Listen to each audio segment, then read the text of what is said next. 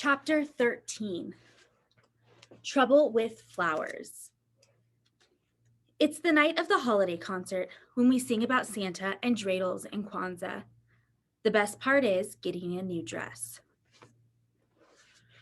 I stand in front of a mirror looking at my dress and my first shoes with a heel on them, thinking about the shopping day I had with my mom.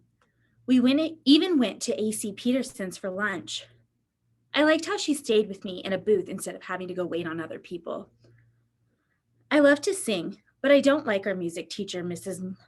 Muldoon. Max calls her Minefield Muldoon because you can never tell when she'll blow up over something. Oliver calls her that too, but he acts it out by leaping into the air and yelling, Muldoon! As he lands on the floor and rolls. He doesn't stop though. He goes from a roll right to his feet again, like a cat in a cartoon. Shay is making fun of Albert because his clothes don't fit. What's with the pants, Albert? She says. Did you get that outfit in the 3rd grade? Keisha whips around fast. Why do you always try to pull people down? She asks.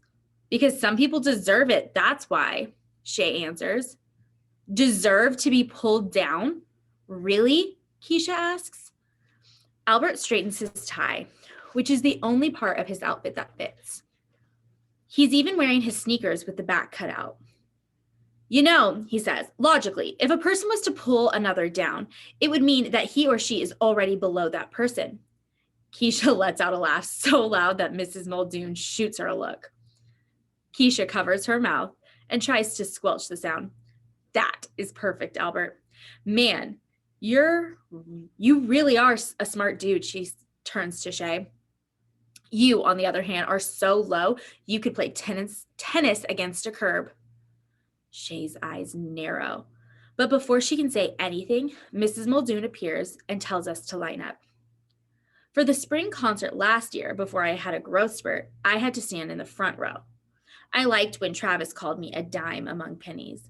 But this year, I get to stand toward the back of the line with the taller kids right next to Keisha. I look over at her. I love how she stuck up for Albert. She had the guts that I didn't in the cafeteria. I wish I could be braver. We all stand waiting to file into the auditorium. Oh, Mrs. Muldoon, I love your dress, Shay says. Mrs. Muldoon lights up like a light bulb. Why, thank you, Shay. Your parents have raised such a nice young lady.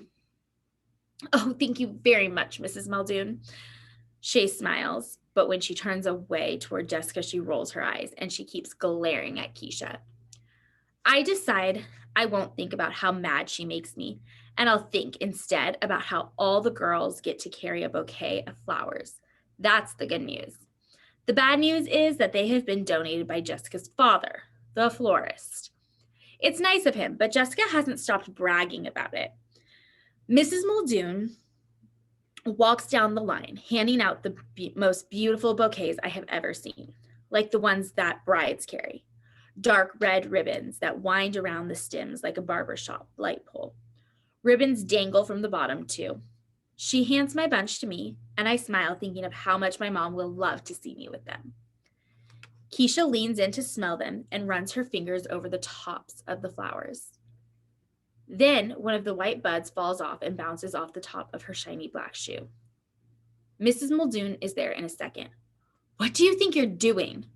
Mrs. Muldoon grabs the flowers from Keisha's hand. Keisha looks up. No, please don't. I didn't mean. These flowers are a gift.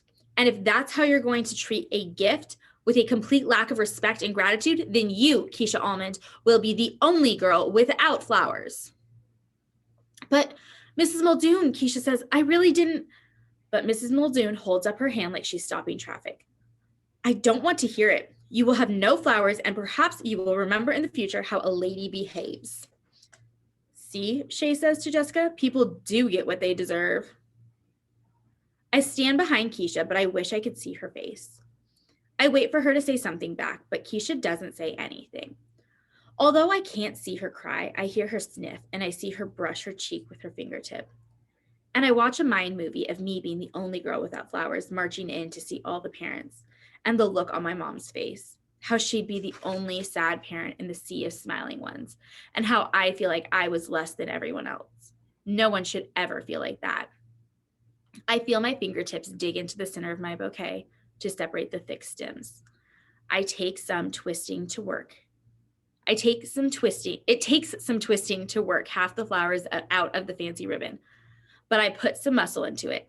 Stems crack and leaves and petals fall, spinning in the air, landing all around my shiny shoes. Mrs. Muldoon has turned around to stare. Her mouth is open wide enough for a bird to build a nest in. I hold her gaze as I hand half the flowers to Keisha. Well, she can have some of mine then. In the end, neither of us had flowers when we walked into the auditorium, but we had bigger smiles than anyone else. And that is the end of chapter 13.